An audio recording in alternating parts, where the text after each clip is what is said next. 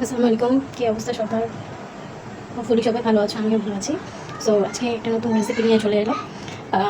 এখানে হচ্ছে গিয়ে তোমার গাজর কুচি করা আছে। এখানে হচ্ছে গিয়ে মুরগির বেস্ট পিস থেকে হচ্ছে গিয়ে আমি ছোটো করে কেটে নিয়েছি, এই যে এরকম করে, ঠিক আছে? এরকম করে কাটা থাকবে। আর এই যে এটা হচ্ছে পেঁয়াজ মরিচ কাটা আছে এখানে। সো এটা দিয়ে আমরা হচ্ছে গিয়ে একটা মাংস পিঠা বানিয়ে ফেলবো, ঠিক আছে? সো এটা রান্নার প্রসিডিওরটা হচ্ছে যে এরকম করে তেল গরম করে নেবেন, দেন হচ্ছে গিয়ে যে পেঁয়াজ কাঁচামরিচ কাঁচামরিচগুলো হচ্ছে গিয়ে সুন্দর করে ভেজে নেবেন। অ্যাকচুয়ালি মাংস রান্নার যে প্রসিডিওর এটা ফলো করলেই হবে। মাংস রান্নাতে যে মশলাগুলো ইউজ করা হয় মূলত গুঁড়ো করে দিলে ভালো হয়। আর মাংস রান্নার যে গরম মশলাগুলো গুঁড়ো গুঁড়ো করে দিলে ভালো হয়। তো এইভাবে পেঁয়াজটা হয়ে আসলে দেন হচ্ছে কি আমরা গাজর কুচি দিয়ে দিব। তো পেঁয়াজটা যে এরকমভাবে এসেছে দেন হচ্ছে গিয়ে যে গাজর কুচিটা দিয়ে দেবো।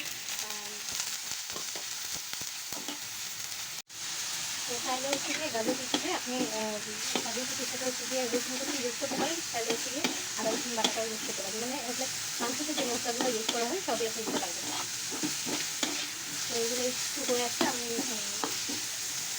মাংসটা এর মধ্যে দিয়ে দেবো আর যা মশলা দেবো। তো এর ভিতরে আমি অনেক মশলাগুলো ইউজ করেছি।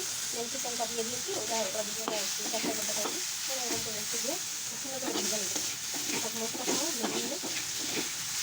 আর তার মতো লবণ হচ্ছে আপনার ঝাল দিয়ে নেবে। তো এটা হচ্ছে গিয়ে ছোটো করে সবাই খেতে পারবে। আমি হচ্ছে গিয়ে এখানে হচ্ছে গিয়ে আমি ফ্রোজেন করা রুটি বানিয়ে রেখেছিলাম।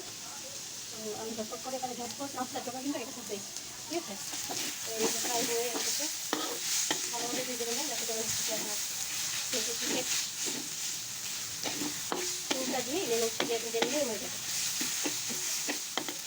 খুব সুন্দর একটা ভালো কালার চলে আসছে। আর হচ্ছে গিয়ে ভালো হলে তো বুঝতে দিন খুব সুন্দর একটা স্মেলও আছে। তাহলে হচ্ছে গিয়ে আমি হচ্ছে জিরা গুঁড়া, মাংসের মশলা এবং হচ্ছে গিয়ে আপনার মাংসের মশলা বলতে হচ্ছে গরম মশলার গুঁড়া আর হচ্ছে গিয়ে হলুদ, লবণ, গুঁড়া মরিচ ইউজ করেছি। আমি এটাকে হচ্ছে গিয়ে সাথে ম্যাজিক মশলা মানে ম্যাজিক মশলাটা ইউজ করতে হয়। এটা হচ্ছে আপনার সাথে ভরে এরকম খুব সুন্দর করে হচ্ছে ফোল্ড করে ফেলবেন,